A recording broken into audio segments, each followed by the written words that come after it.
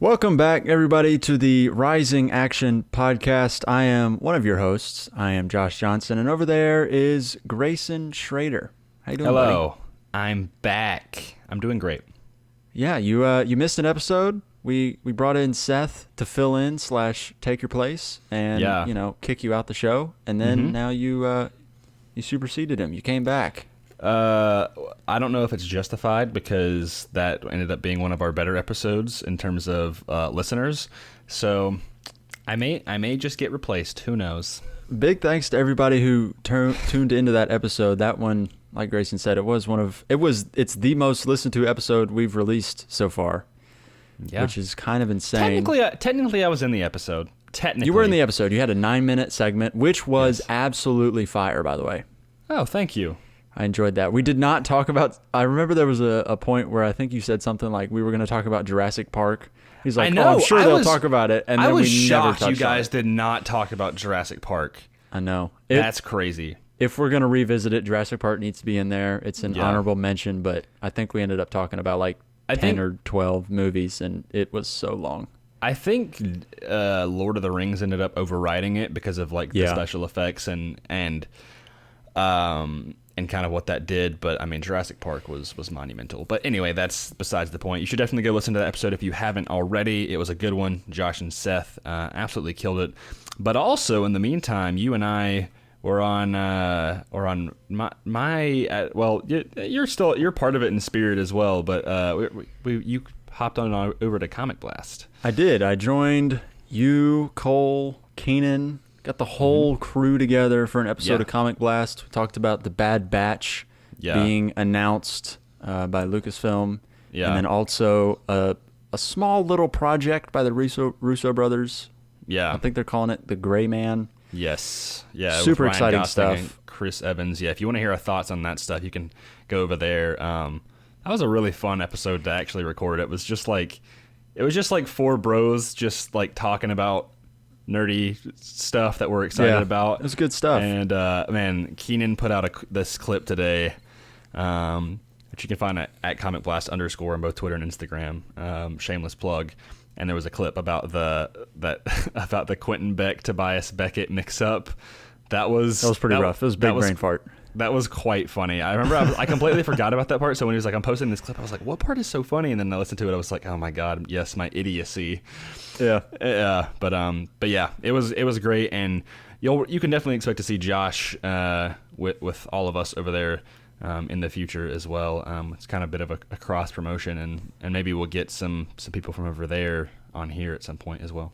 Yeah, it's a lot of fun to kind of like branch out a little bit. Comic Blast is kind of like your one-stop shop for nerd news information. Yeah, it's a little bit different, but it's a lot of fun.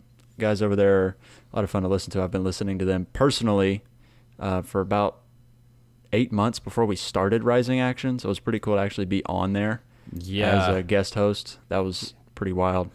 Yeah, I think I informed you about it when we kind of started becoming friends back in the fall. The best way I can describe Comic Blast, and I just came up with this on the spot, it is a very entertaining podcast about entertainment.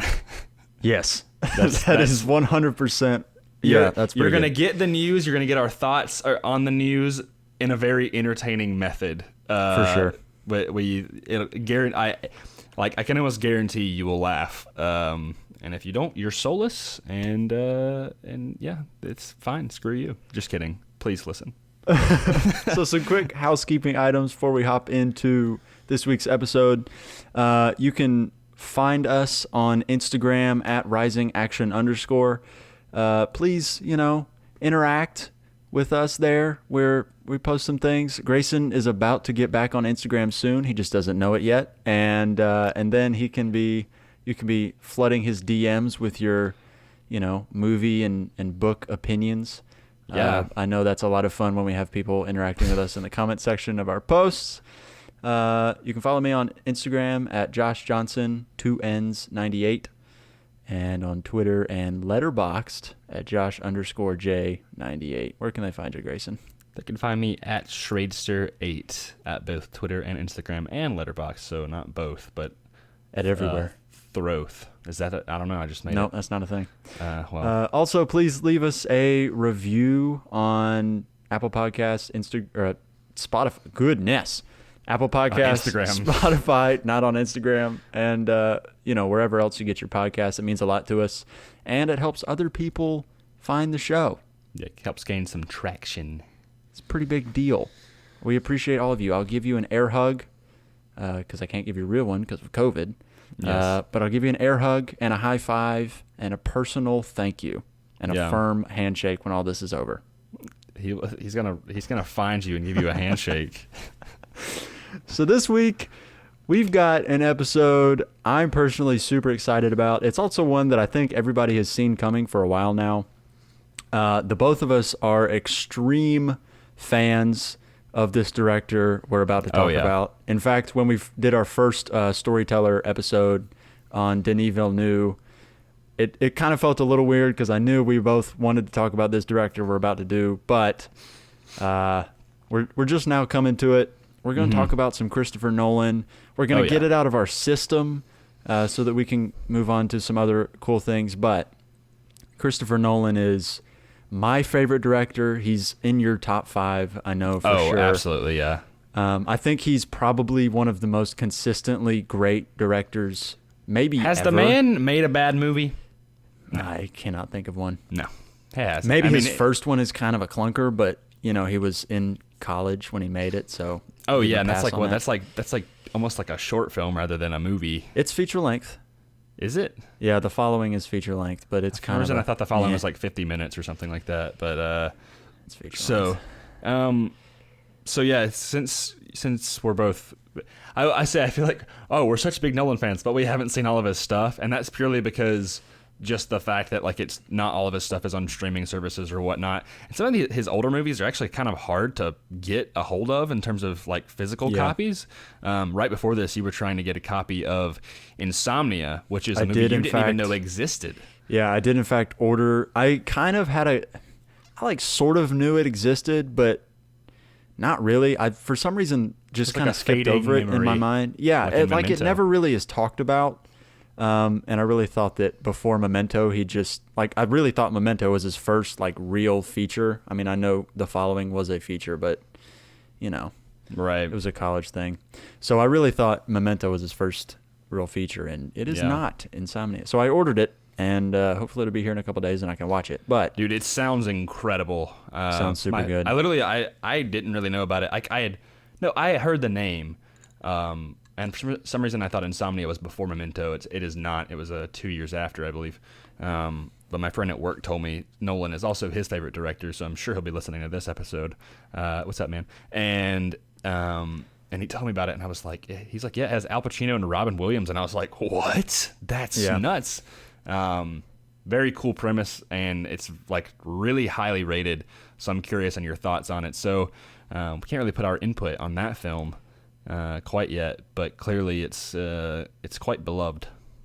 Yeah, so we can't really talk about that. We can say we're really excited for it. I will watch it the very day I get it.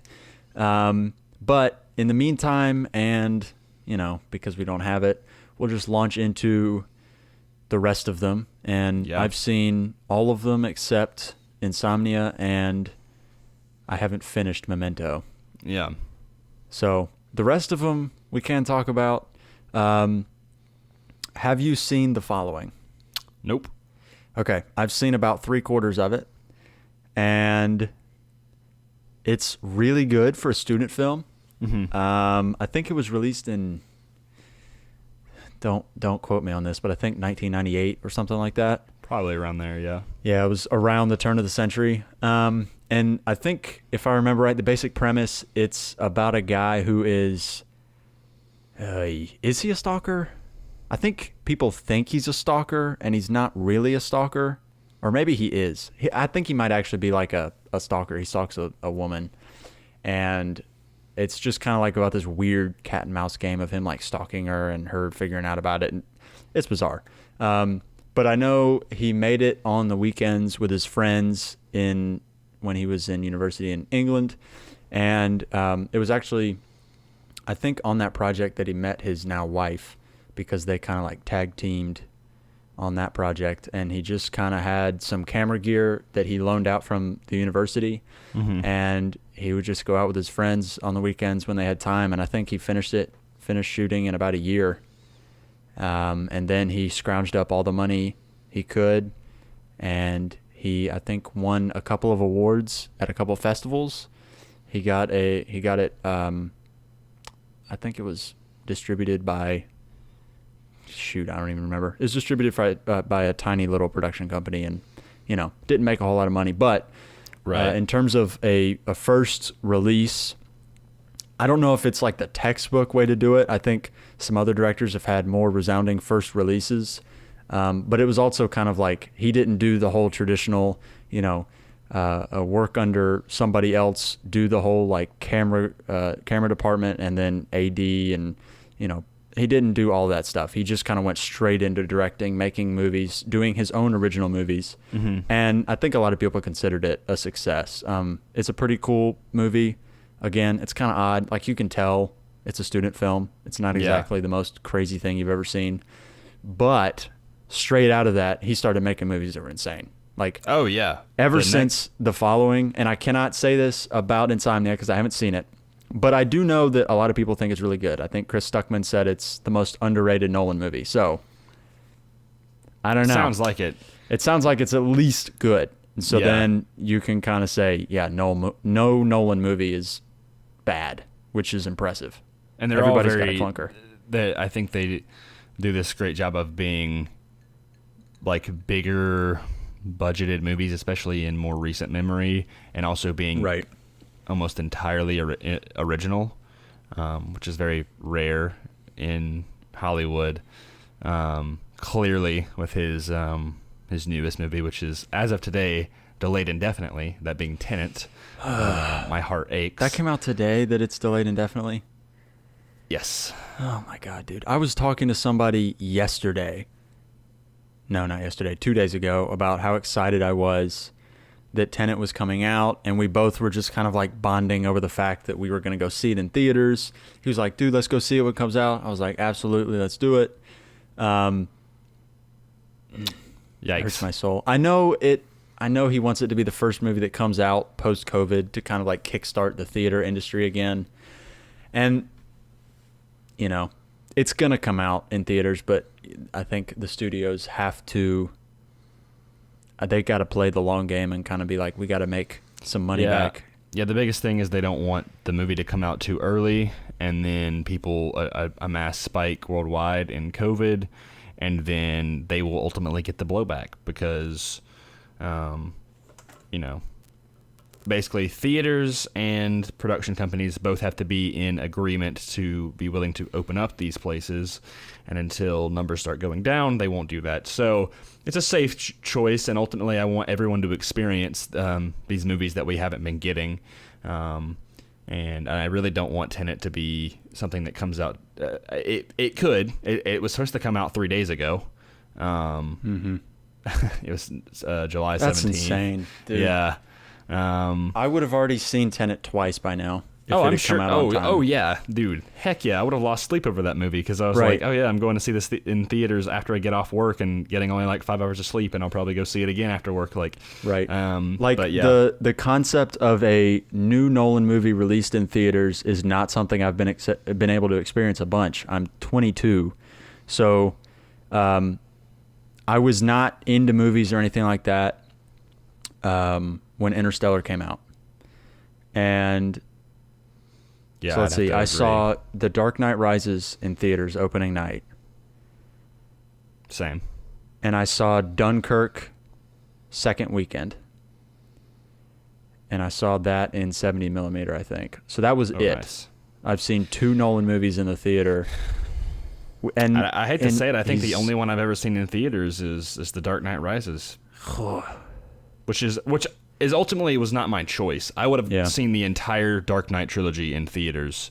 But at the time, Batman Begins. So let's backtrack before I get it. Well, I'll just say that Batman Begins, when it came out in 2005, I was still too young for that movie. And, right, same here. And so like my parents were like, a little scary. We're not gonna. And then same thing with The Dark Knight. Like The Dark Knight amped it up even crazier. Like yeah, I'm like, I was 10 years old when The Dark Knight came out. Yeah, I was. I think I was about to turn 9. So because it was in like July of 2008. That's crazy. Which was man. But I remember my dad being like, "Oh, that was a good movie." Yeah, that's one of those movies that just he rewatches over and over again, and so do we because it's highly I've seen rewatchable. it close to 30 times now. Oh, I've had to seen it at least like 20, 25 times. I mean, it's just an unforgettable movie. But let's backtrack a little bit. Yeah, so following, very interesting student film, but then the next movie up is Memento. Correct. And this is, before we really dive into this, I want to say this is kind of like the first, like you can watch this movie and this is symptomatic of future Nolan movies because it introduces nonlinear storytelling, that's what I was going to say.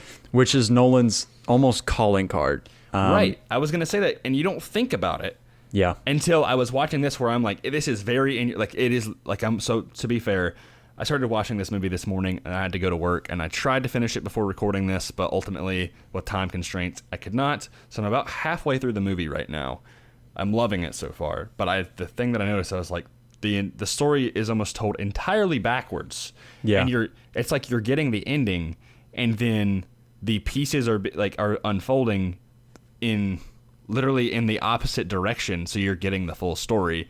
It's crazy, it's bold, but I'm loving it, and you can see this trend a lot in his future movies. Sometimes not as much, but what I was going to say with that whole concept is I was like, wow, he literally took that concept and put it in a literal fashion with Tenet. Right. Tenet was like, he was like, okay, instead of it being nonlinear storytelling, what if the actual timeline was non-linear? Like, what if they're going through, but the events that, like, the action set pieces are actually going backwards? I was like, yes.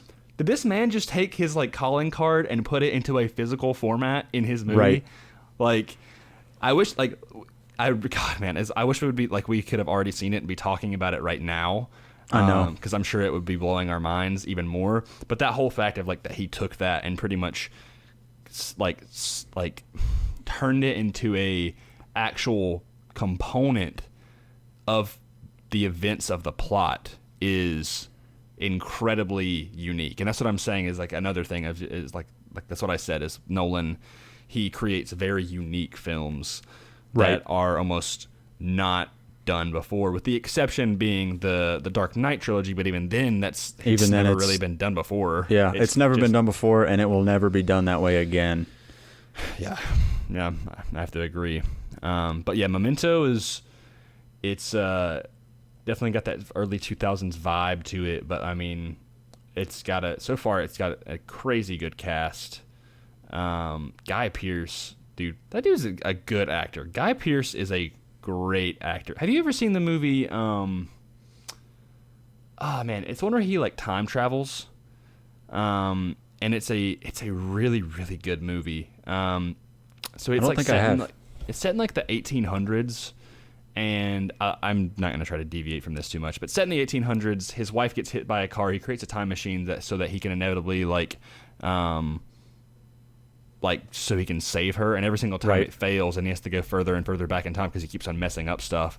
Yeah. And then inevitably he ends up going into because of like the time travel stuff, he ends up has to go into the future because it's like derails these whole events of things. I have not seen that. I remember I saw it was on our DVD shelf, and I remember I watched it, and I was like, whoa, this Guy Pearce guy is really good. Like, I don't know what's up with him in Dead Wives, though, because that's also another thing in a Memento is that I'm like, man, Guy Pearce, I play characters with dead wives.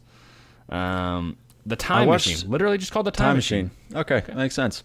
I watched a Nolan a video where he kind of like gets on a chalkboard and just explains the nonlinear storytelling of Memento. Mm-hmm. And it was really interesting because it's like a closed loop. And obviously, you don't want to get too much into it because I don't want to spoil how it ends for you. But the story is very interesting because most stories, just to kind of like explain, if you don't know what nonlinear storytelling is, it's kind of in the name, but essentially it's just most stories have a starting point and an end point, and it's usually like that journey to go from the start point to the end point is very much like a straight line. Like you just follow a series of events that take you from one place to another, and it just kind of happens in a very normal linear way. What nonlinear storytelling is it brings you fragments of the story at different points. So maybe you start at the end, like with Memento, or maybe you start 3/4 in, or maybe you start a quarter in, and you I have just a good bounce all over analogy the of place. this. Yeah. So linear storytelling would straight up be from, if you say it's the alphabet, you're going from A to Z. Yeah. With Memento's case, you're literally going like Z, like you start at Z and then you go like you're going backwards, like you're hopping to this one point, like all like you're going from Z to A to Y to B, like you're kind of like going back You're going in back between and forth, that, back and and so forth. it's kind of like piecing it and filling in the middle. Right.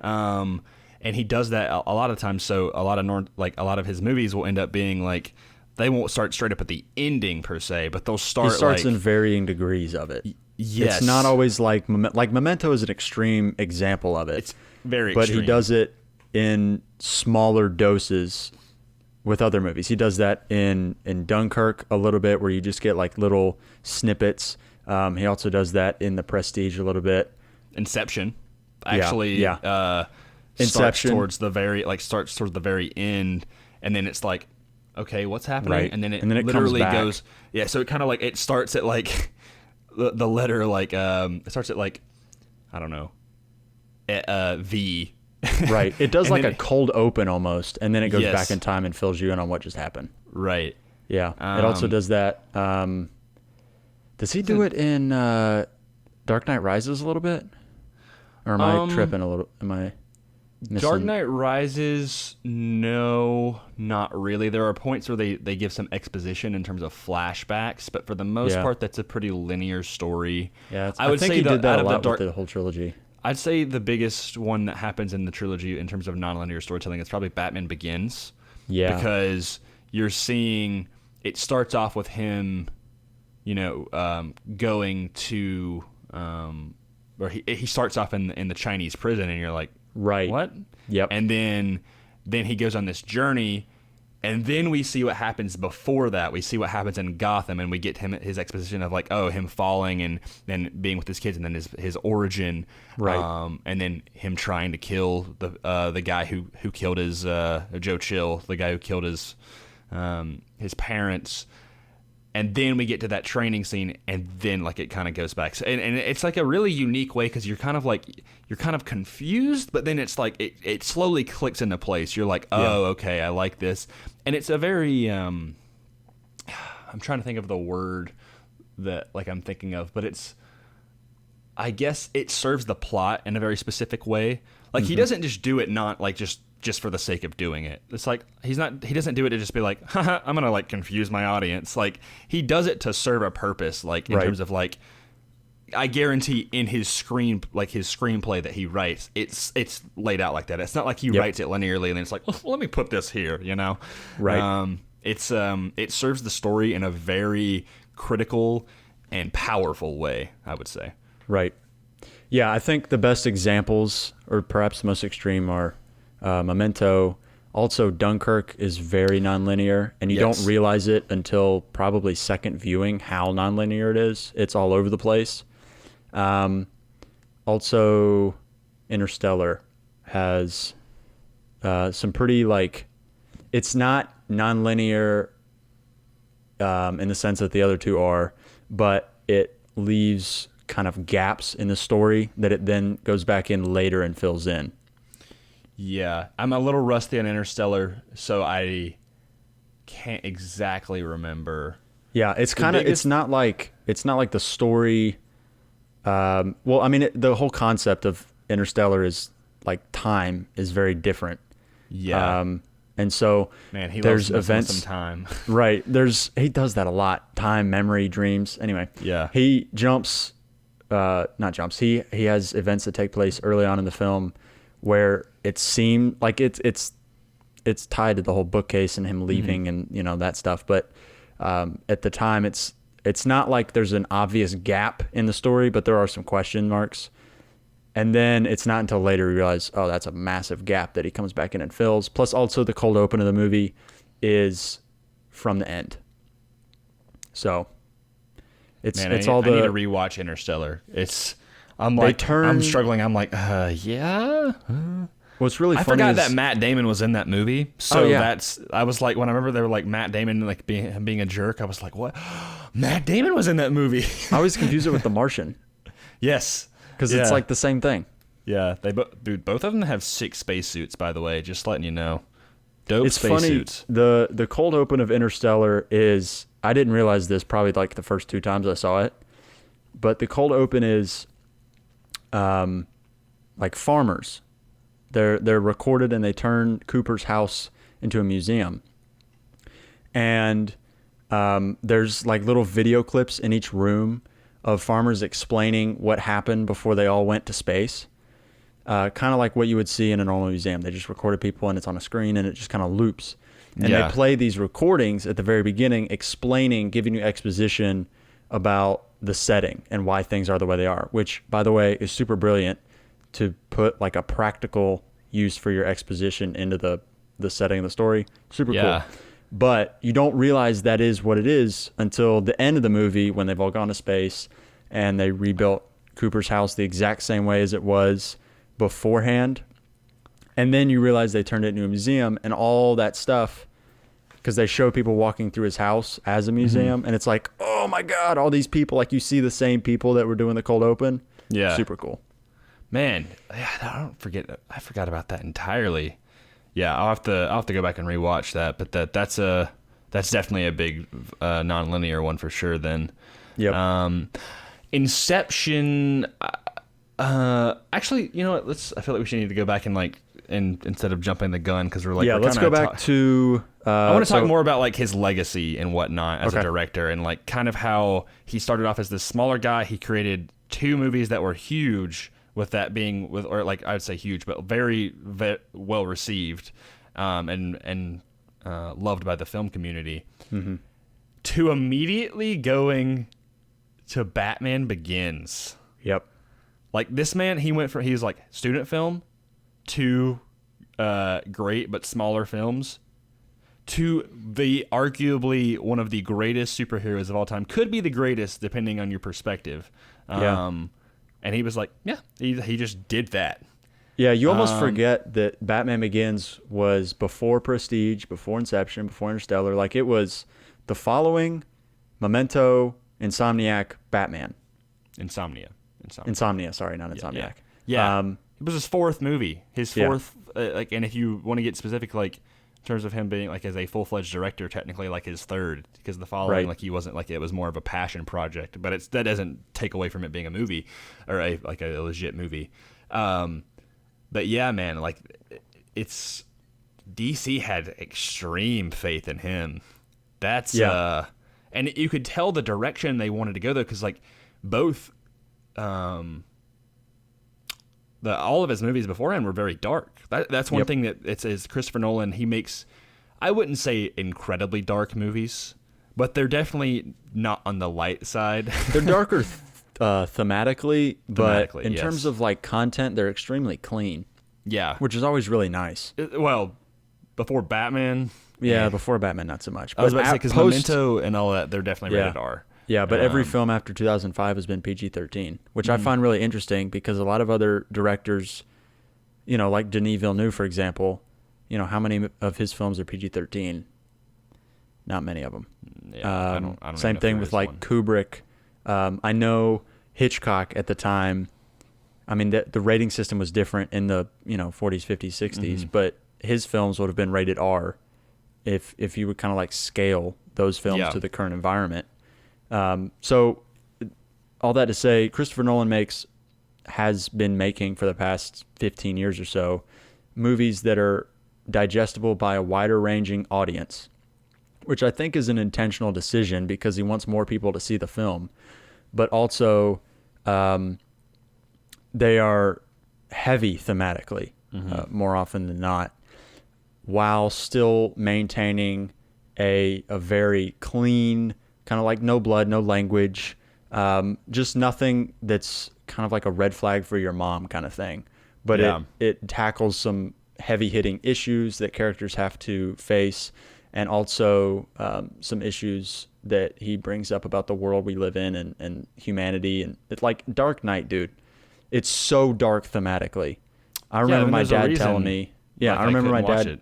Right, exactly. Like I remember my dad telling me when it came out, like, don't mess with that. Like it's super dark and heavy.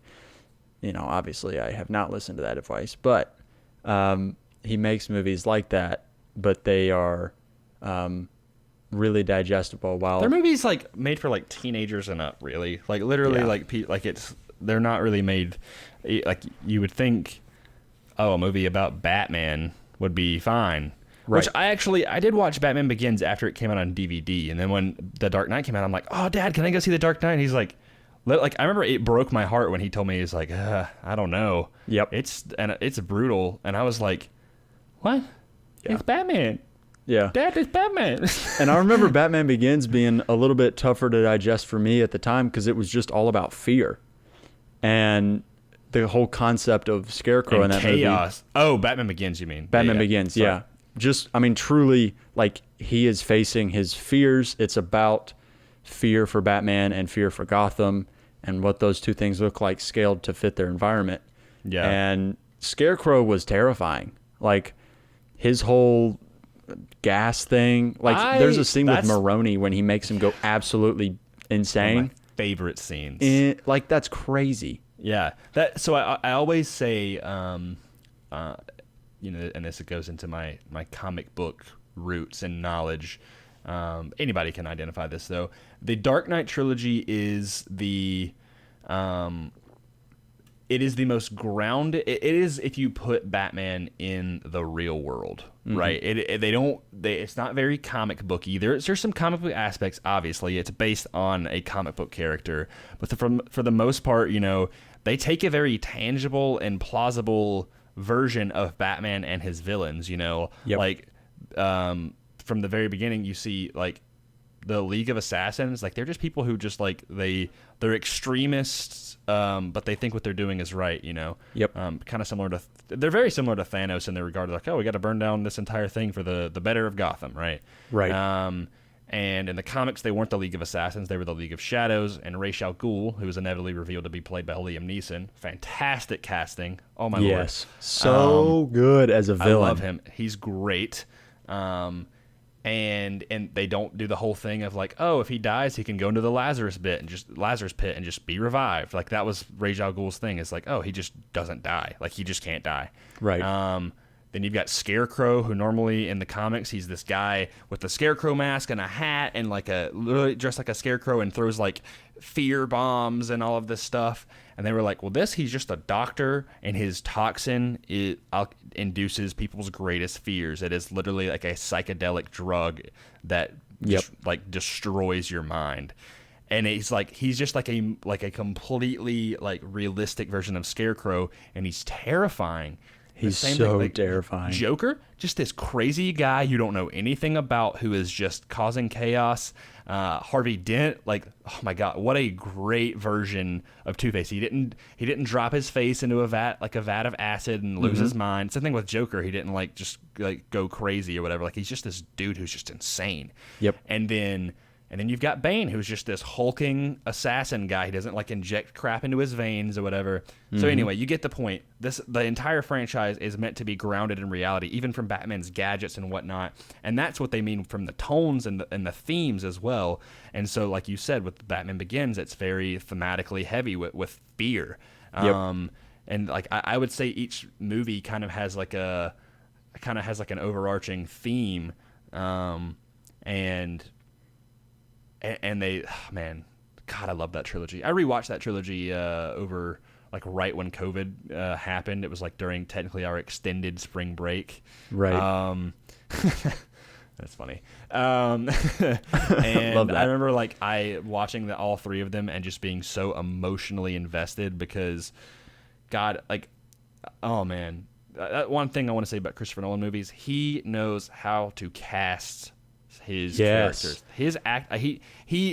I'll say he tends to use the same actors. He loves his Tom Hardy. He likes Joseph Gordon-Levitt. He likes Michael Caine. My God, he loves Michael Caine. He loves himself some Michael Caine. Michael Caine has been in every freaking Christopher Nolan movie Except since one. Batman Begins. He's not in Dunkirk. He's not in Dunkirk. Well, he's not. I don't think he's in Memento or anything like that. So he's right. I thought he was in Dunkirk. That's okay. Yeah, he's not in that one. But other than that, he's in everything since. Is he going to be in Tenet? Yeah. Yep.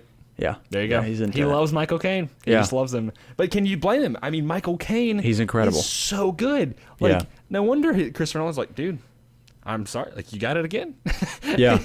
But he picks actors that fit the role perfectly. I mean, they are a seamless fit. Like, there's no better example to me than Dunkirk, because probably the two main actors. Harry Styles. I'll say four. Okay. Four-ish main actors, right? Harry Styles, another British actor that I literally can't remember his name. I know who you're talking about. I know he's. Let's put it this way. 3 of the 4 main actors in that movie, Tom Hardy aside, are people I cannot remember their name. And I only remember Harry Styles' name because of his music, not because of his acting. So, Cillian Murphy also. Cillian Murphy, he's in there. Minor role, though. Yeah, the guy you're thinking of is Fionn Whitehead. That's right. He's a really, really good actor. He is. He's a super good actor, and Nolan got eyes on him before, like, the mass public did. Cast him in that movie, and he slayed it. Yes. Like, so good in that role. But if you were to put him in a more dynamic role, I don't know if he would have filled it out quite as well. Like, I don't think he's a Tom Hardy level actor or anything like that. But he picks actors that fit the roles that he's casting them for beautifully. Right. Such a good, and he's a great actor's director. He does a really good job about letting actors play in the script that he's given them. He's willing to let them go back and forth on dialogue. He's not like a Tarantino where it's like what I've written is the Bible. He's willing to work with people. He's very relaxed on set. And I love directors like that, because like I think I was kind of not screaming through the void last week, but there's parts where like you were talking about how you guys collabed on some films, and I remember like how Seth was saying that, like, you know, he's not a very mean person, and he's not at all. And I remember you guys are talking about some projects that didn't get done, and it was like, well, you know, there was things that he wanted done his way, but there was also like he's a pretty flexible person, and I'm like, yeah, like we all had a very synchronous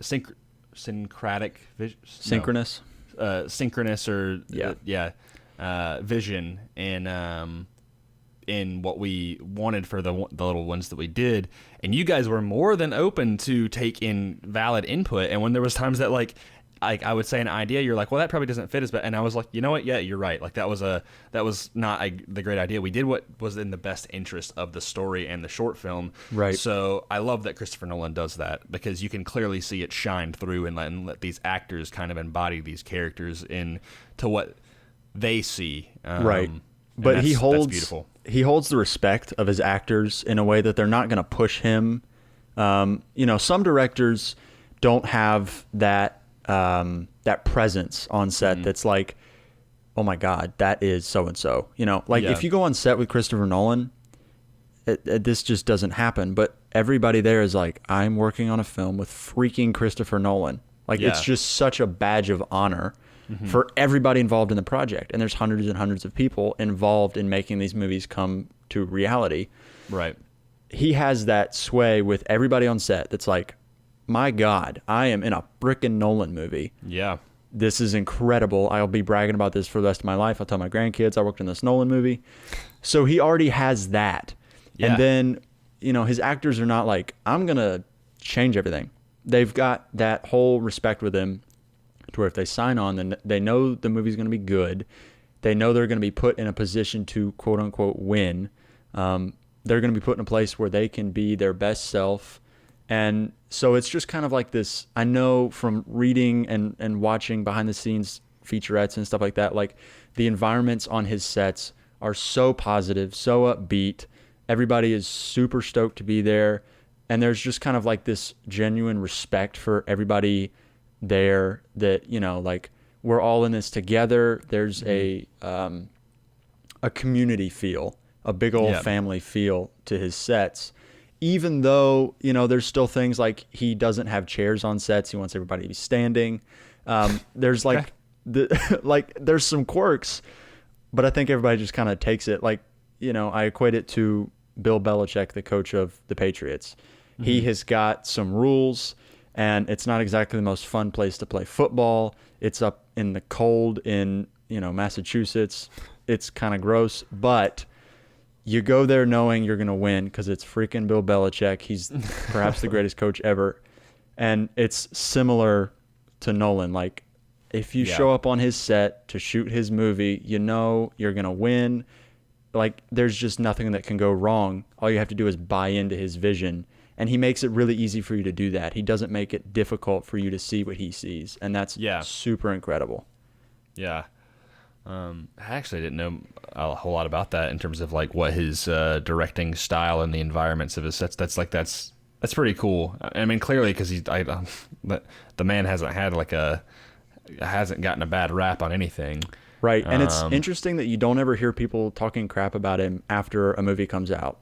You hear that about everybody. Like Tarantino, dude. People will say stuff about Tarantino, former actors of his, not like the serial ones, like a Samuel L. Jackson. It's not the ones that are always in his movies, but ones who have worked with him before, they'll say stuff like, oh, he's this or that, or he's, There's certain directors that I feel like, sometimes I wonder why they are as famous as they are, because they're like, sometimes they're just jerks or, kind of toxic or not very...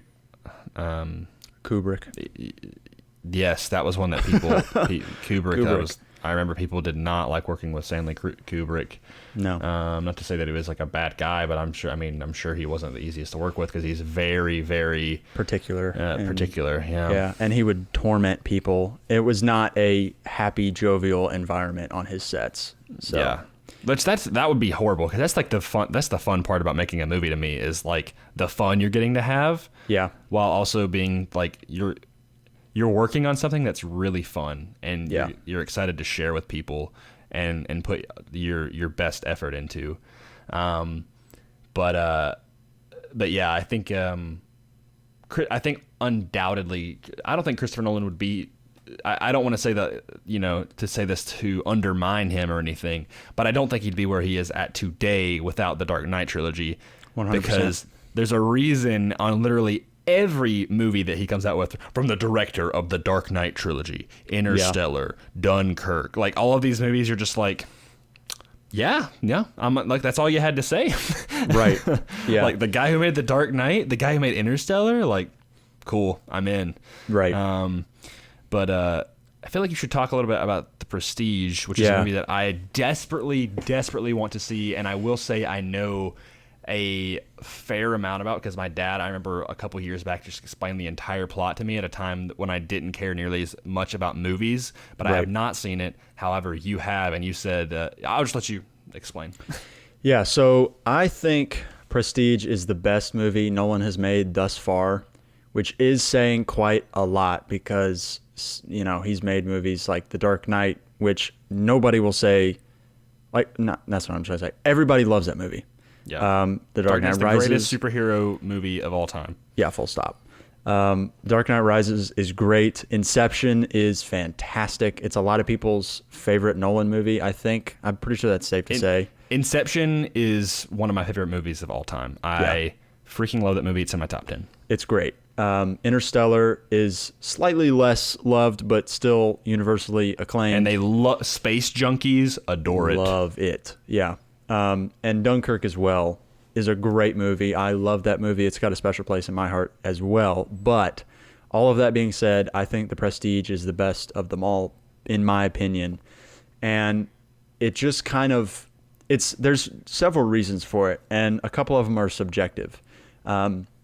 One of them was, I think I just watched it at a perfect time. And I think timing plays a big role in how you perceive and experience a film. When I watched Prestige, I was kind of in like a dull period in terms of movies that I enjoyed. Mm-hmm. I was watching a lot of auteur films, Terrence Malick movies that are not entertaining. And so I watched Prestige, and I was floored. Like, I watched it in my room, in my apartment, and then I immediately took it straight out into the living room, and I made all my roommates watch it. It was, I don't like the whole concept is cool. It's two magicians at war with one another, trying to one up each other and get the greatest trick that, you know, the world has never seen before.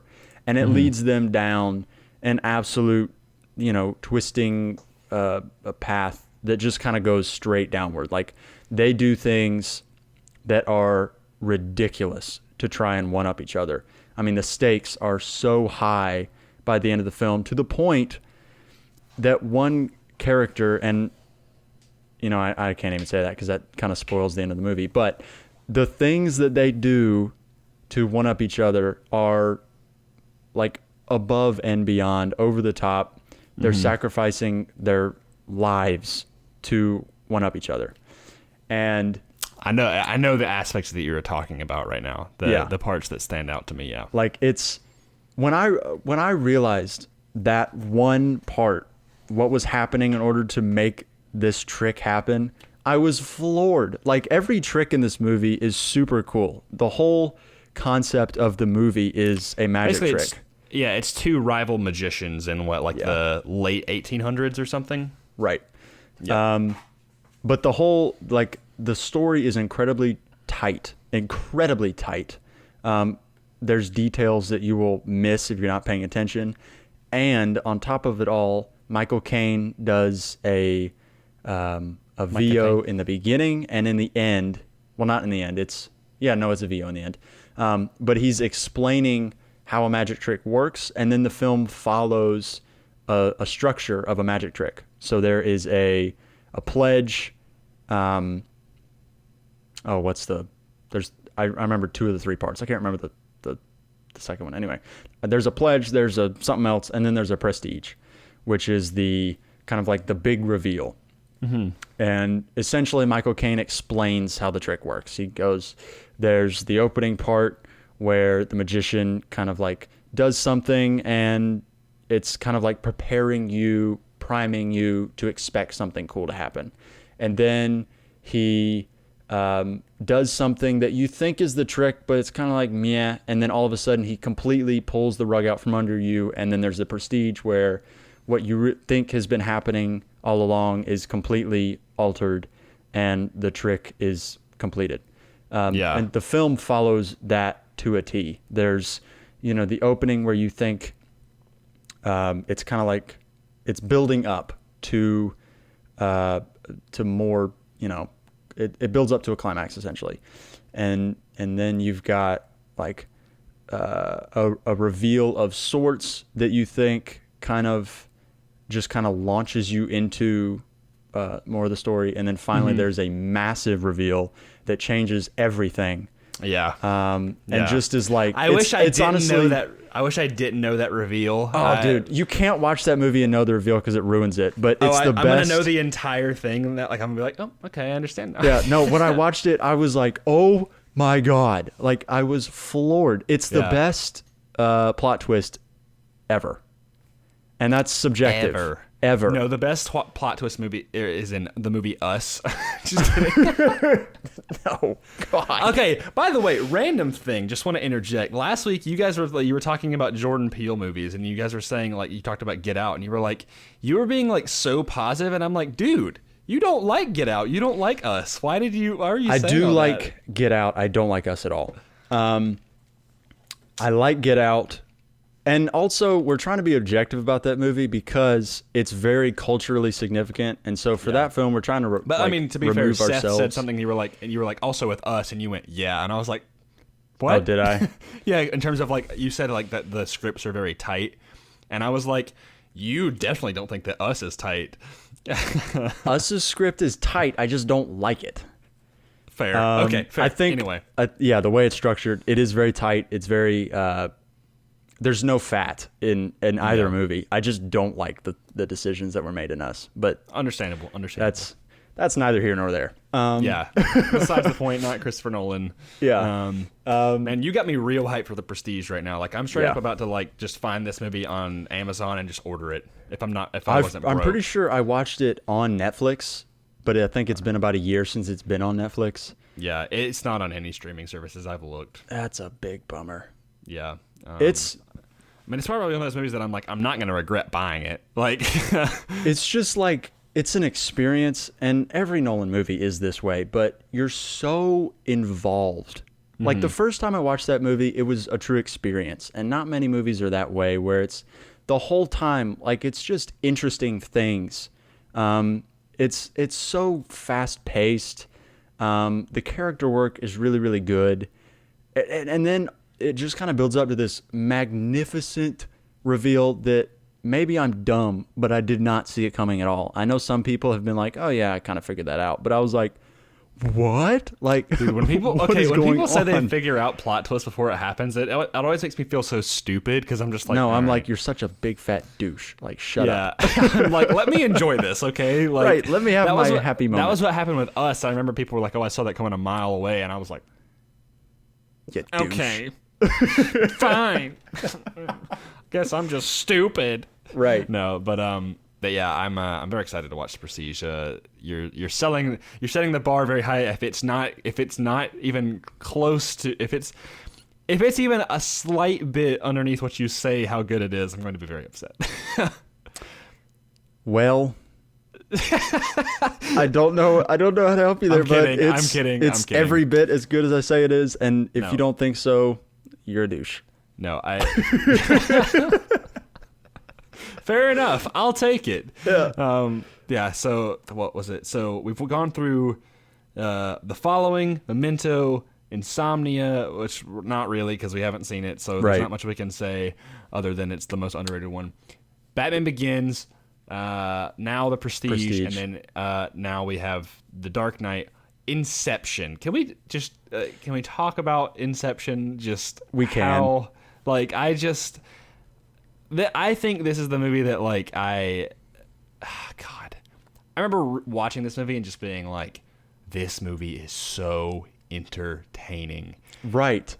Like, it's like, so entertaining. It's not, I can't say it's his best because because I would say best is definitely relative in terms of like what all you see. It could be, I don't know if it's objectively its best, but like it's one of my favorites for sure because the concept, like I said, is so original. This idea of going into people's dreams and the entire plot, it's like a heist movie, but it's not them stealing anything. It's that they're trying to plant an idea in someone's head. Right. It's not they are thieves, but they don't steal anything. They leave things for other people. It's like a thief that goes into your house and leaves you with like a lamp and then leaves. Yeah. And the best thing, like, so, God, there's so much I could say about this movie. Like, so he was coming off the heels of The Dark Knight. Right. Like, and so this movie comes out and it was What did it come out? 2010? 2010. Yeah. It undoubtedly set the bar so high for the 2010s, that decade. They're like, oh my God, we got a heavy hitter right now. Yep. A lot of people have definitely seen Inception, and I've actually heard a lot more recently that people don't like Inception, which is very hard for me to believe. Why do people not like it? Like, what's the reason for it? I honestly, I couldn't tell you because I feel like anybody would like Inception. It's not even like it. It might just be Nolan fatigue. Maybe that's the case. I would say though, the character arcs are phenomenal. Leonardo DiCaprio, once again, just what an actor. Yeah. But you have also these other really incredible actors. You've got Ellen Page, who I think is really good in that movie. You've got Tom Hardy in his first Nolan movie, which is probably why he came in The Dark Knight Rises. Yep. Joseph Gordon-Levitt also appears in The Dark Knight Rises. You've got Michael Caine. Cillian Murphy also already. Cillian Murphy is in freaking all of his movies. I swear, that's another another actor that he just loves, and I love Cillian Murphy. He's can't say super enough dynamic. great things about him. Yeah. Oh yeah. And God, who am I? Who is the he's the. I don't want to be like incorrect and say that I think he's an Indian actor. or Yeah, I know Middle who you're Eastern talking actor. about, and I don't remember his name. I'm gonna look him up real quick because I don't want to get this. I want to give him his due credit. Let's see, and he's really good too. His name is Dileep Rao. He plays Yusuf, and it says he's an American actor. I don't know what his actual ethnicity is, but he plays a British guy in the movie. But Yeah. he's really good. I love him. And it's like this ensemble movie that I think is really, really well done. Ken Watanabe. Ken Watanabe. Dude, I love him. He's such a good actor. The Last Samurai. Oh my God, he's so good in that movie. Yeah, he is in that movie. Oh my gosh, I completely forgot. Yeah, dude, he's real good. But they do this awesome, just like formulaic heist thing while also kind of interjecting Cobb's kind of past trauma, which is a huge part of the movie. And dude, I think probably one of the coolest things about this movie, and one of the best things that helps it, is Hans Zimmer's score, which we haven't even really touched upon. But God, Nolan and Zimmer, they are a power. Like, I don't want to say they almost power feel like couple. A package deal, but they're not. Yes. You know. Which is crazy to say because, like you said, or like you mentioned in the last week's episode, and I'm very proud of you for remembering this, that in Tenet it will not be Hans Zimmer because it's gonna be Ludwig Göransson. Yes. Hopefully I said that right. And yes, you did. You actually nailed it. Fantastic. I've been practicing. And yeah, he did Creed. He Black did Panther. The Mandalorian, Black Panther, all of this stuff. But yeah, man, Hans Zimmer's score is so good. Right, and it's almost like a trait of Nolan's to have. He has nonlinear storytelling, right? Mm-hmm. He also has great scores in every movie. I literally can't think. They give you chills. They will make you cry on your car ride, on your commute. It's movies like you remember the score almost synonymous with the film. And maybe Prestige isn't so much that way, but The Dark Knight, like the score is iconic. Interstellar, the score is iconic. Did their what do you call it? I want to their duo, their what is it? Their team up start with Batman Begins? I want to say yes, but I'm not 100% sure on that. Yeah. I want to say it is. I think the studio signed Hans Zimmer on, and it was not like a Nolan decision. I could be wrong there. I'm sure. I think it was Warner Brothers got Zimmer for the film, and then they just continued working together afterward. Mm-hmm. Yeah. Well, I mean, and hey, that's like the first example of a studio decision going right. Yeah, for real. Yeah, because The Prestige was done. So originally, Christopher Nolan loved this. I would say they teamed up with this guy named David Julian, who he did for Memento. He did Prestige. Yep. And then now him and Christopher Nolan are kind of a package deal. But yeah, it's a character in and of itself, and it's put Hans Zimmer on the map. I'll never forget when I was writing a speech about fame. I was writing a speech on like composers and the power like of music in film or something like that. Yep. And I remember my teacher was like, Hans Zimmer, who that was one of his criticisms, and I was like, I'm sorry, but you're just an old man. Like you're dumb. Like I'm like that's just you. That's a you problem, not a. That is a personal problem. How can you it's not just a Nolan thing. He's done everything. Because I compared him. Because I was saying, I was comparing how Hans Zimmer was kind of like the new John Williams. Oh yeah, 100%. Like, not to say that like he's similar to John Williams, because John Williams is very makes these heroic scores and these very very emotional scores that are a lot more I would say higher key, where Hans Zimmer makes more epic and like synthy and daunting and oh yes he makes they have a very characteristic sound, a lot of them. I would just say they're epic. Yeah, they're epic, but it's like they're almost a little bit more than that. Like, it's the strings. He brings out so much. Like the Dark Knight trilogy is all strings and drums. The piano.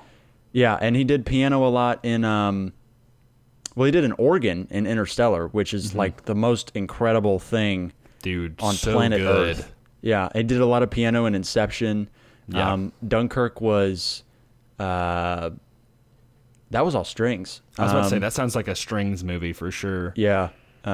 He uses strings a lot for his intense stuff, strings and drum combo, and then for his more like, I don't know, like more emotional things, he'll do piano and organ, which I think they lend themselves to those moods really well. But yeah, I mean, he's got a very characteristic sound. Like I remember he did Blade Runner 2049. And that was like a new sound for him almost. And everybody was like, oh yeah, it's Hans Zimmer. It's Hans Zimmer's classic sound. And it was just that, but just synth. Like, yeah, it's like a thing that you don't really hear it, you feel it. Right. 100. Yes. Like it just fits the mood so much. It just kind of like hits you right in your feel spot. And you're like, oh, like give me more. Like it's so good. I've gotten some ads for Hans Zimmer's master classes. And I was like, I'm not a composer. Like I couldn't tell you the like I am no expert on music or film scores or anything like that. But I would pay money to watch Hans Zimmer's masterclass because the way he was talking, describing things, I was like, oh, from a filmmaking perspective, like I love this. Like he is just like he gets it. Like he gets it from a deeper level than music. Yeah, he understands mood so well, and he's able to take a mood and attach a sound to it. Yeah. And it's probably just a God-given gift that he's able to do that. Like I just don't know how. I don't know how composing works. I don't know the fundamentals of it or the techniques of it necessarily. I don't know how you blend a mood in a screen to a sound. But when God was making some composers, he was like, "All right, and you're gonna get a little extra. You're getting more." Wait, I remember there was a detail that Keenan had told me on one of our Comic Blast episodes that apparently for the sound in The Dark Knight, which is a very iconic sound in terms of scenes with Joker, and it builds a lot of tension, he literally got a razor blade and went against, I want to say, a violin. And that sound that you hear, and then they kind of pitched it up a little bit, the sound that you can recognize it in the beginning of The Dark Knight, when it's like the movie starts and you just kind of hear like that almost I describe it as very oppressive and kind of like just like neck tension, and it's just kind of like that like that just continuous sound, and you're just like, ooh, like this kind of, it's like, it's not like as bad as nails on a chalkboard, but it just kind of feels like it like attacks you a little bit. Yeah. It gets in your face. Right. And it's just this kind of menacing, looming. Yep. It's like that plus electric guitars and drums. It's like, oh my God. Yeah. He does a great job in those movies as well. But yeah, back to Inception. That's one that I think I would say added a lot to Christopher Nolan's repertoire for creating honestly more science fiction-y. Yeah, I think it was essentially where he took the heist archetype. It was basically Ocean's 11, Italian Job, that kind of film, and he was like, all right, let's add a dab of sci-fi, a dab of non-linear storytelling in there, because we got like different levels of dreams and like time going at different paces and things like that. And also on top of all of everything else, we're going to have an idea that's just so outlandish that it almost can't be bad. So sick, though. Yeah. Like, a lot of times, storytellers will say, an idea does not make the writer, which is true. Just because you've got a great winning idea does not mean the story's going to be good. But Inception, like, it can't be bad with an idea like that. I mean, unless you really suck. Which Nolan does not. It definitely could have been bad, but Nolan knew what he was doing. Right. And man, the fact that he came up with that idea is it's so cool. Nuts. Like, how do you, like, just the idea of going into somebody's dream and making them think something else. I wonder where that what if came from, because I'm sure it started if it was like, well, what if somebody could go into somebody else's dreams and plant ideas? Yeah. I'm sure it just started off with like, what if you could just share dreams with someone? Like, what if you could go into somebody else's dream? Like, where does that come from? The idea of like you can be the architect of your dreams, and that like that's one of the key roles is like actually being in control of it and not letting like, you know, your emotions or things go crazy. Like, you have to be very center point. And then God, the totems is such a unique thing of like everybody has their little totem. Yeah. Like, I'm like, oh man, like I want a totem. Like, I ripped that idea for my book. I was like, oh, that's cool. I'm going to figure out a way to fit that in. And like, I have characters that I call them a tether. So it's not the same thing, but it like roots them to reality a little bit. And I was like, that's so cool. So I have one question for you, and then we're kind of speed along through Interstellar and Dunkirk before we probably wrap it up. But what would you make your totem? In terms of like Inception, like it has to be some kind of like spinning or interminable object. What is your unique item that has its own the weight that only you know and that only you could touch, and it does something that allows you to stay in, like to allow you to realize if you're in reality or not? Better yet, what would yours be? Because I got to think about that. That's a tough question. Yeah, I've thought about it before, what mine would be, and I've kind of like come up with a couple of different ideas. One that just came to mind, because I think it would be incredibly unique, would be a yo-yo. That would be cool. I think it'd be cool to be like, only I know, like I can flick it down, bring it back up, and I know the exact speed, exact weight. It'll do the same thing every time. Like, that's how I know it's mine and mine alone. And I don't even have a yo-yo, but I think it'd be cool to have a yo-yo. Be cool. Like, I don't know. It might be derivative, but I feel like the chess piece is so cool. Yeah. Do you have I feel like also a dice would be cool. Yeah, like, and I think that's also in the movie. I would say dice. Yeah, I don't remember who's got it. Oh, I think it's Joseph Gordon-Levitt's character. He has a dice. Okay, somebody's got a chess piece in there, and I can't remember who Ellen it is. Page's character. She has a knight, and she knocks it over, she flicks it over, and she knows it. And there's a part, I love the part where he's like, "Can I see your totem?" And he goes, "Ah," and he's like, "Good, you're learning." I like that. Yeah.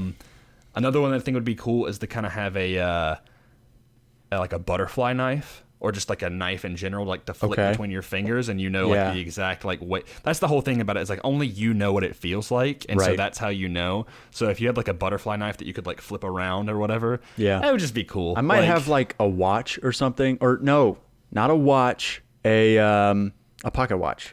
I was about to say a pocket watch would be cool. Yeah, it'd be a pocket watch, not a chess piece. It'd be a pocket watch. All right, we're going to make it an Inception spin-off movie where we have our own totems. That would actually be sick, though, if there was like an Inception spin-off movie where it was like another idea with like the dreams, but maybe not necessarily a heist, but maybe like a I could see that entire idea causing some chaos in the world. Right. I think if you extrapolated the whole thing where it's like you can get in somebody else's head, like you could have a psychological thriller with that. Oh yeah. You could go like full blown Invisible Man style with that, where it's like somebody's messing with you and you don't know they're there. Almost, that sounds like Freddy Krueger. A little bit. Yeah. I mean, yeah, I see where you're going with that. I mean, he just murders people in their dreams, but it's very much like the terror of someone being in your dreams. Yeah, it'd be a little less like, you're a lot more vulnerable. Goofy. I know it's not, Freddy Krueger's not goofy, but like... Freddy Krueger didn't start off as entirely goofy, and I remember that there's like a trailer of like one of the more modern reboots that came out that didn't end up being very good, but I remember it made me nearly pee my pants because I was so scared. I was like... It got really slashery, you know? Yeah. Oh, I love slashers. I love slashers. Them. Really? I don't like slashers. Maybe that's why I like The Guest so much. I like that movie too, but like it's not a slasher. I mean, there's more to it than just like Texas Chainsaw Massacre. True. I love Halloween. Anyway, we'll do an episode on slashers one day or something, or Halloween, or maybe horror movies, because I love horror movies. But we could totally do that. Dude, that tweet today though from like the Hereditary thing is like, what if this was your view outside your window while washing dishes? Dude, I was like, oh, it took me a second. So I was like, what? If you're still listening, thank you so much. But we both saw a tweet today that one of our friends tweeted out where it was a kitchen counter and it was this very nice kitchen, and then it was a full-length window, and through the window you saw a driveway and the treehouse from Hereditary where they worship Satan. Yeah, Paimon. Yeah, whatever his name is. And I did not realize what it was at first because there's nobody there. There's no people. It's just the treehouse with the light on inside. And I was like, okay, I don't get it. And then I was like, oh crap, that's the treehouse from Hereditary. And I was like, absolutely not. I think I tweeted something like hard pass, but I was like, like get me out. And then somebody else was like, Midsommar, let's do a. And I was like, yeah, okay, you're too late to the party, bud. Yeah. But that was. It was so subtle, and I was like, "This is viral." Like, that's funny. Anyway, okay. So let's speed along through. Let's get into what is it? Interstellar came out next. Yeah, we've talked a little bit about Interstellar, but Interstellar and Dunkirk, I feel like these are probably your domain because it's been a long time since I've seen Interstellar. I have very minute information in my mind about it, and then Dunkirk, I have yet to see. You've not seen Dunkirk? No. Oh my God. Anyway, sorry. We're gonna pretend he didn't say that. Everybody else who's still listening is cursing you inwardly because that is a travesty. So Interstellar is very, very, very good. And I think for everybody else, I know that's a great intro. It's great. Fantastic. Moving on. I think for everybody else, Interstellar would be their best movie. And people love Interstellar, and I'm like, hey, more power to you. I thought it was really good. I think it's kind of like you either love Interstellar more or you love Inception more. I do find that. And I think it's probably because they came out at a similar time, and they were both blockbusters, and it was just kind of like super entertaining, made a lot of money. I don't know. And they've got they both start with an I, like Interstellar, Inception. I think they just kind of get lumped together, and they're very different, so I don't know why, but... Yeah. Well, they introduced these crazy mind-boggling ideas. Yeah. Right. Yeah. Where it's like, do not watch this movie at 3 a.m. for the first time, which is what I did with Interstellar. And I'm like, yeah. The first time I watched Interstellar, I was like, what? Yeah. It just didn't quite click. I've since seen it several times. I sat there like eating the leftover of my popcorn, looking at the screen of the credits like, like you could just feel your brain. Right. Like you could feel your brain just being like, I'm trying to figure that one out. It eventually clicked where I was like, okay, so like a fifth dimension? Yeah. Like, yeah. Instead of time and space, there's also like what is that what it is? It's like some... it's time and space. Yeah. Yeah. But I think for just about 95% of everybody else, every other director, it would be their best movie. I'd say like for Rian Johnson... like Knives Out and Interstellar are pretty much neck and neck. For Damien Chazelle, I know La La Land is great, but I think Interstellar is right there. Oh, I thought you were saying, Whiplash is better. Whiplash is really good. It's Whiplash not like it's... Whiplash is better than La La Land. That's what I'm saying. Okay.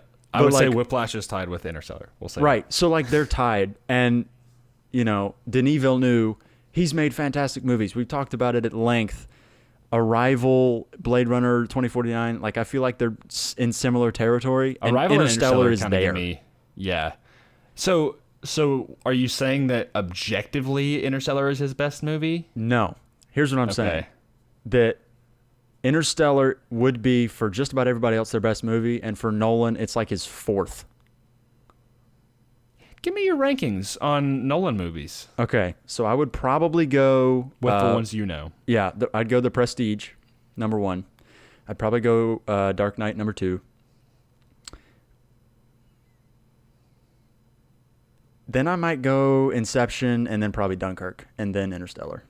Interstellar's number 5. And it might be The Dark Knight Rises is higher on that list for me than Interstellar. But it's kind of like, I don't know, like it's really tough to kind of put one above the other. But it's like his 4th or 5th best movie, in my opinion. I think other people would probably want to argue with me about that. It's very near and dear to people's hearts. Right. And those movies, I think, are somewhat subjective. Like, you can move them up and down, and nobody's going to think you're dumb.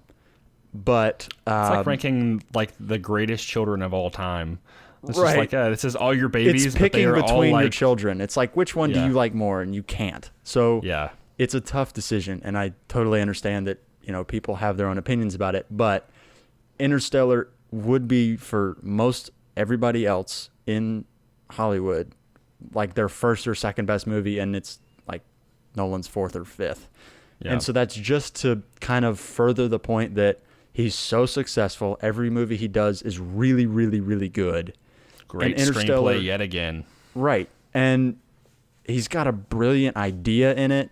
He executes, like, the thing that makes that movie so cool, it's not the idea, because the idea itself is kind of probably done a lot. Mm-hmm. It's, you know, like the kind of like the extrapolation of, well, if you went to space and time is different in space, how would that affect? Theory of relativity. Yeah, it's a theory of relativity extrapolated into a movie with Matthew McConaughey. If you were to, you know, the idea is cool, but it's the way he figured out how to execute it that makes it really interesting, because he figured out how to make a black hole that's mathematically plausible in a movie. And that is super dope, because he is like the realist director. He tries to make things as plausible as possible. And this whole movie about the theory of relativity, which is almost like this myth, or I mean, it's like it's a real thing, but it's just so like meta that regular people just don't understand it, myself included. I don't even really understand how it works. But he took that idea and he applied it in a way that could conceivably happen. Like scientists were saying, I mean, I don't know exactly what all this is going to look like in real life. I don't know exactly how a black hole would interact with other objects. I don't know what other planets would look like and feel like. But, I mean, that makes sense. Like, it's plausible. Yeah. And that is super, super cool that he was able to do that.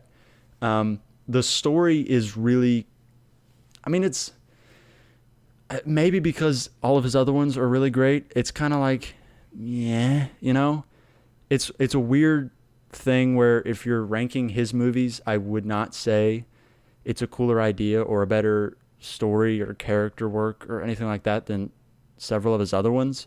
Mm-hmm. But it's still really, really well done. And it's kind of hard to have that distinction between the two. It's really hard to say a movie is kind of meh for one director and say it's really great for everybody else.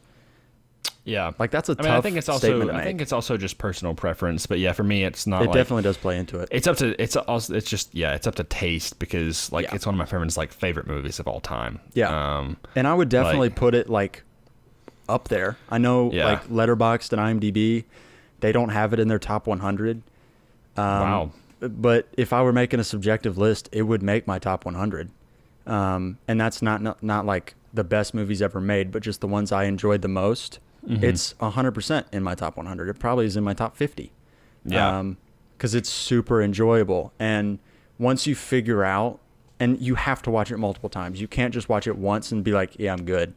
You have to see it several times to fully understand it, because it truly is difficult to grasp. And that might be the one knock on it.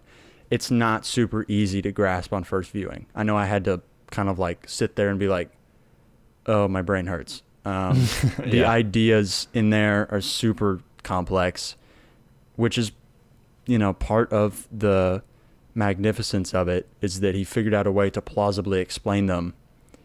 And, you know, it's got like a 90-something% on Rotten Tomatoes. I know people shouldn't put a ton of stock in Rotten Tomatoes, but it's worth something. Like, it's a great movie. And I don't know, man. Matt Damon's in it. He's incredible. Surprise. That the whole like anti-villain thing going on there, where I dig it. Yeah, it's super cool. Matthew McConaughey in there. The connection between him and his daughter is a really, really good relationship. Yeah, it's really a big crutch of the movie. Right. It's really like they even look like one another later. His daughter Murph wears Jessica Chastain. Yeah, Jessica Chastain. Her character wears his jacket after he leaves. It's just like it's got Casey Affleck. Yeah, and he's another really slept on actor. That dude is incredible. Yeah, dude. I need to watch Manchester by the Sea. Oh my god, it's depressing, but it's incredible. Yeah, there's like this whole like there's a film side of TikTok, which is really cool because they make these awesome like people like talking about their favorite films and whatnot. And that was one that there was a scene I was like, oh man, like it was talking about movies that were very like emotionally like. Oh, it's emotionally draining and one movie energizing I am, all at once.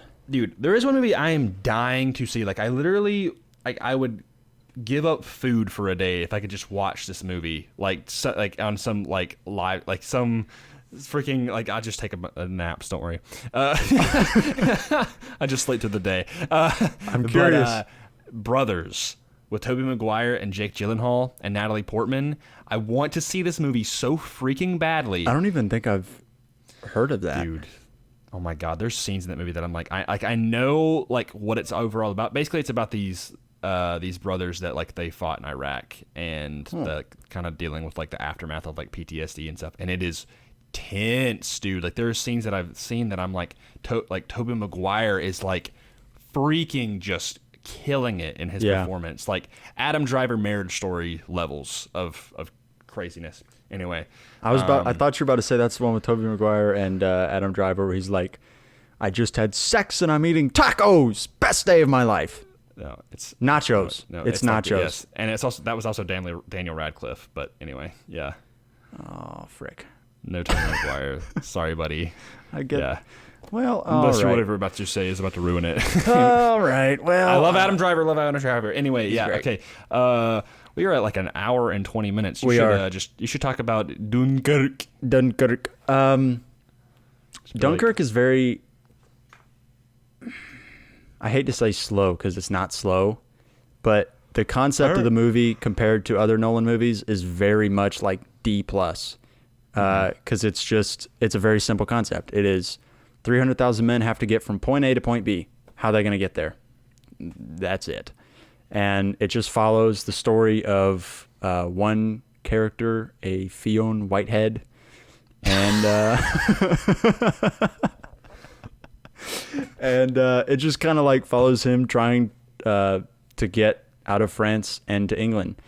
And it does it in an interesting way. It brings out the nonlinear storytelling, which I think absent this concept, the movie would not be any good, because it's just on concept alone, it's very meh.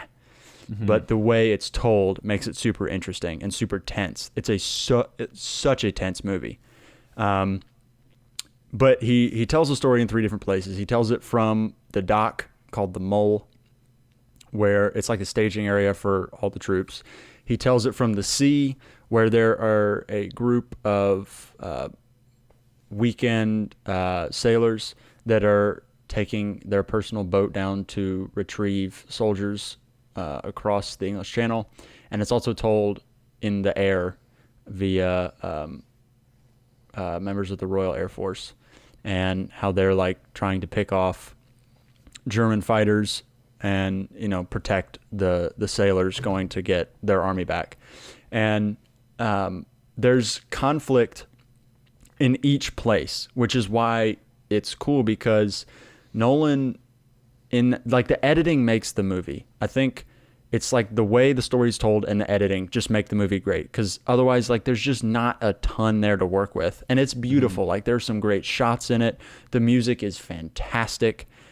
But it's truly the editing that makes it really cool, because as soon as a tense moment comes up in one place, we cut to the other. And then it builds up to a tense moment in that place, and we cut back to the other one. And so then there's falling action from that previous tense moment in each place, in each cut back. And then it builds up again to another tense moment, and then it cuts to a different place. So you'll go from the Mole, it builds up to a tense moment, and then it cuts to the sea. And then the sea, we have like, it's slow, and then it builds up. And then we cut from the sea to the air. And then the air, it's kind of slow for a minute, and then it builds up with tension, and then it cuts back to the Mole. And it does that back and forth until we have our conclusion at the end of the movie. And so there's constant tension throughout the movie, and it's like 2 hours and 15, 20 minutes, something like that. And in order to create that tension, like there has to be constant cutting in between all the different storylines. Right. And it's really, really well done. Like it is probably the best that story could have been told. And it's very entertaining, which is really kind of like, and that's achievement in and of itself. Like it is truly just kind of like a really boring idea. Mm-hmm. And I don't know exactly what prompted him to make that, But I mean, the idea that 300,000 English soldiers got home when the German army is right behind them, I mean, that's really cool. But in actual execution, like, how do you make that story come to life, and how do you create characters that you're actually going to want to care about, and how do you make it work? That part of it is kind of like, I mean, they were there, they about died, boat showed up, they got home.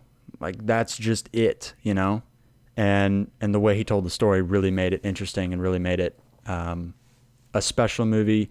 And the combination of, like, there are some frames in that movie, some images in that movie that are so beautiful. I think about the beached warplane at the very end, and Tom Hardy is, like, throwing a flare into the cockpit and it's on fire, and German soldiers are pouring down the little overlook in front of him, and he's just standing there waiting for him. It's one of the best images ever. Like, I've just seen that shot, beautiful. Yeah. That shot is beautiful. It's shot on, I want to say 65 millimeter film. And that's one thing we haven't talked about, but Nolan shoots all his movies on film. Yeah. Which is an anomaly. I don't know that everybody realizes that that's an anomaly, but that is 100% an anomaly. He's a film purist. He shoots all his movies on film. He's a big fan of the theatrical experience, as evidenced by Tenet. Like, if he didn't care so much about the theater, he would have released it on a streaming platform already. But he wants people to see it in theaters. But there is something, he wants that experience that you get in the theater that you can't really get anywhere else. He shot Dunkirk on a combination of, oh my gosh, if Seth were here, he would just spout it off because he just knows this crap. But I think it was 65 millimeter film, and then also there was some, I can't remember what it was. Anyway, I saw it, maybe it was 70 millimeter. I think I saw it in 70. So there's 70 and 65 in there somewhere. But it's a good movie. It's a really good movie. I think if you haven't seen it, 100% watch it. And that goes for every Nolan movie. I don't think there is any one that I wouldn't recommend. They're all good. And that kind of makes him unique in his own right. To end it kind of all, what would you say is the definitive Christopher Nolan movie that if you could watch one movie of his, what would be the choice? Do you mean one movie that kind of is like your best introduction to Christopher Nolan, or just one movie that I could take and none of the others existed? The former. So the introduction to Nolan, the best one? Mm-hmm. Probably Inception. I agree. Yeah. That's what I was going to say as well. I'd say it would either be between Inception, Dark Knight, or Interstellar. Those seem to be his. I would say those are. I think those are, in terms of the grand scheme of things, his top three, to kind of get an idea of like what his movies are like. Yeah. But I'd say Inception is probably his most profound, entertaining, and just it's a great starting point. I'd say for him. But if I could have one and forsake all the others, it'd be The Dark Knight. Same. Yeah. Yeah. So I'm sorry. I think there's like Inception very much symbolizes what a Nolan movie is. It kind of symbolizes the uniqueness and the form of storytelling that is unique to him. But I think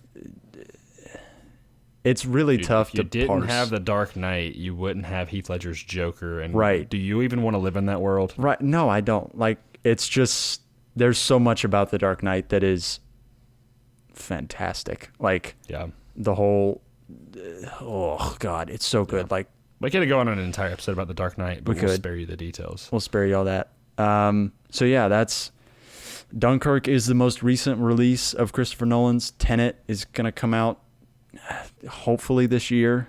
We'll see. I'm not holding my breath at this point. Yeah, I don't know where it would rank in the pantheon of Nolan movies. I cannot jump to conclusions, but I can say it's not going to suck. I think it's going to be very, very high. I'm expecting a Inception-esque film. Same. I think this is kind of another type of Inception movie. Yeah. And that's what makes me very excited about it. You've got Robert Pattinson. You've got John David Washington. You've got Kenneth Branagh. It's going to be good, man. Sorry about the abrupt end. We experienced some technical difficulties here at the end of that episode, but you didn't miss anything. We were pretty much wrapped up anyway. So thank you for listening and watching to this video podcast of Rising Action. It's the first one we've done. Let us know here in the comments below if that's something you enjoy, and we'll continue putting those out for you. You can find us on Instagram at risingaction_, where we put out more expanded content about storytelling, movies, and things that we're into like that. We love it when you interact with us there on Instagram. Also, be sure to leave a review of Rising Action on Apple Podcasts.